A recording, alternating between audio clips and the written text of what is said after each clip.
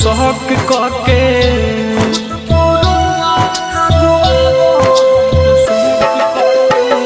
खुद तू रोवा हरवावो हम पे शौक कके खुद तू रोवा हरवावो हम पे शौक कके का तू पावेलू हमरो नंबर तू ब्लॉक कके का तू पावेलू हमरो नंबर तू ब्लॉक कके खुद तू रोवा हरवावो हम पे शौक कके खुद तू रोवा हरवावो हम पे शौक कके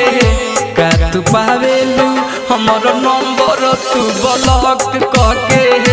का तू पावेलू हमरो नंबर तू ब्लॉक कके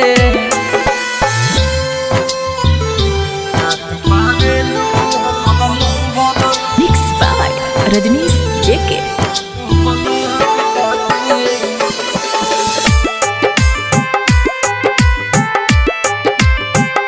कि दिल देख के दीवाना कह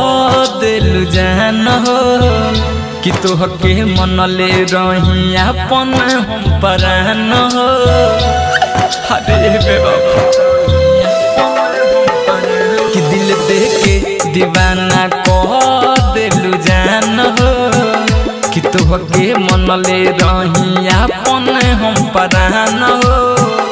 कि छूट जाई सांस दिल सुना धक्का धक पके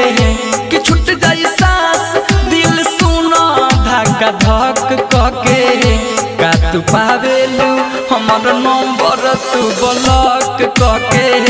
का तू पावेलू हमर नंबर तू ब्लॉक कके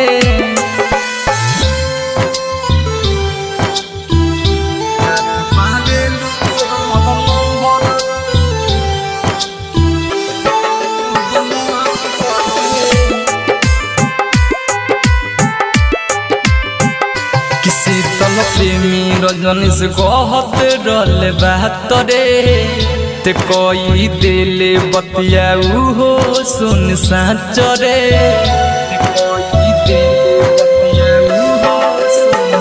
किसी तल प्रेमी रजनीश कहत रल बात रे ते कोई दिल उहो बतिया सुन साच रे खुद तू हम पे शौक कके खुद तू रोवा हरवावो हम पे शौक कके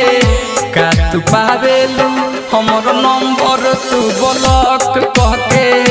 का तू पावेलू हमर नंबर तू ब्लॉक कके।